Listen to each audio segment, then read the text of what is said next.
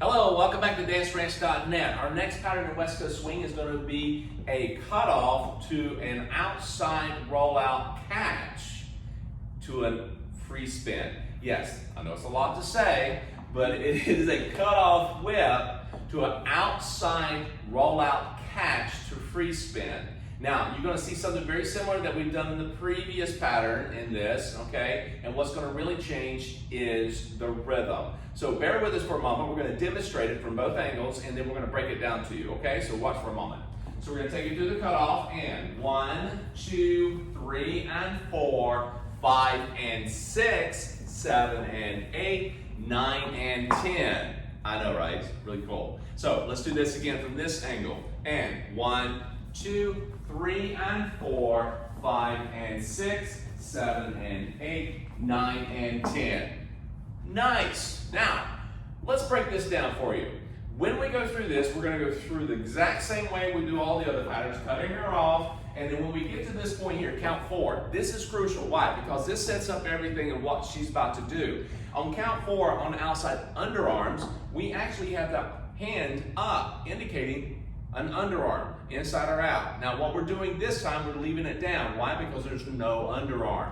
It's just a catch, so keep my shoulders square to her. My right hand is at her left elbow. What I'm going to do is I'm going to slide down to the top of that elbow, okay? And I'm going to roll her out and kind of move underneath, swivel right underneath, slide in and grab the inside of that elbow underneath it. Not on top, but underneath. Cool?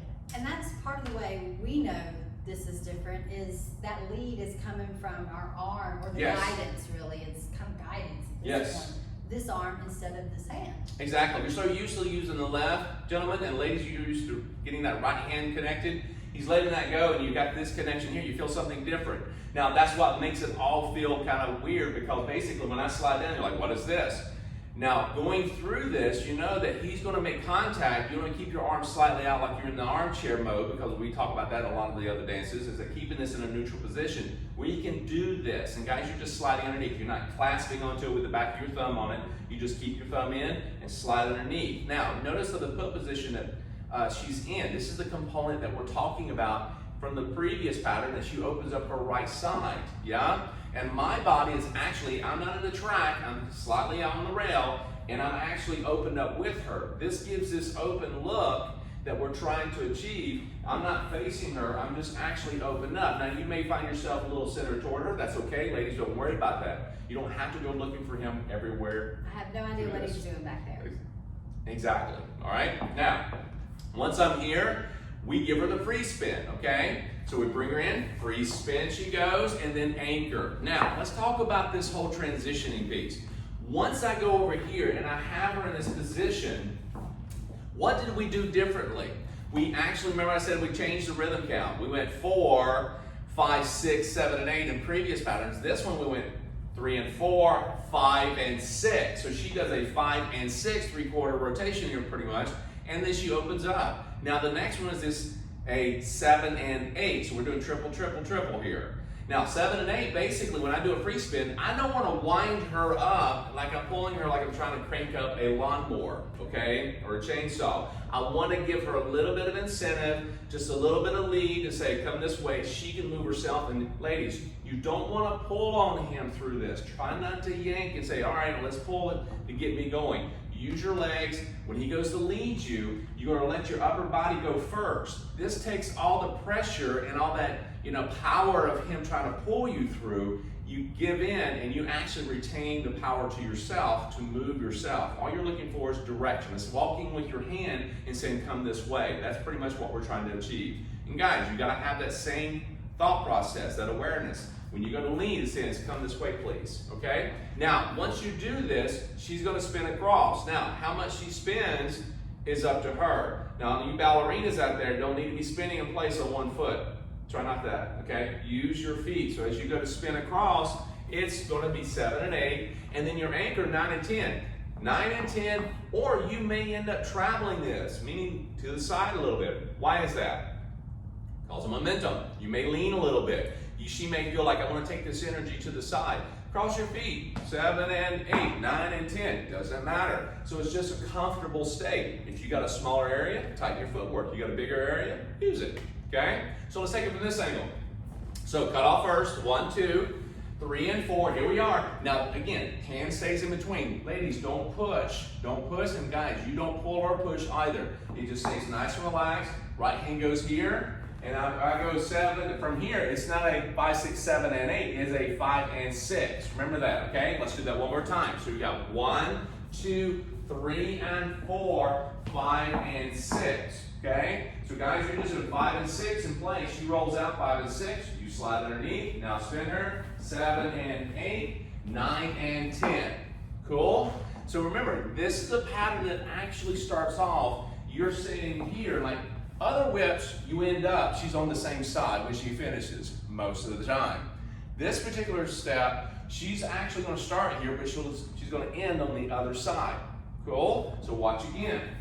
1, 2, 3 and 4, 5 and 6, 7 and 8, 9 and 10. She ended on the other side. Also, notice where I'm actually looking. I'm not looking at her footwork, gentlemen. I'm not over here going, well, that looks correct. I'm actually looking at her shoulders to head. I want to make sure that everything I'm doing, I see how far she travels, the way she's spinning. I see also if my hand goes over, what she's doing with her arms. This allows me to see so much. Now, her footwork I'm not really concerned with because that's her responsibility, okay? It's not for me to do that and judge that. I've got my own to deal with. She needs to spin on her own. And ladies, remember, the same thing for you. It's not about where you see him, it's about what you feel. You maintain your responsibility through the lead here and through the connection and follow. Stay aware, and guys, you do the same. You're both trying to hold hands and trying to lead and follow and be kind and not trying to shove one another through this, okay? And your constant looking yes. toward your partner is helping you to keep your elbows. Yeah, my elbows. My elbows, shoulders too. Yes. There.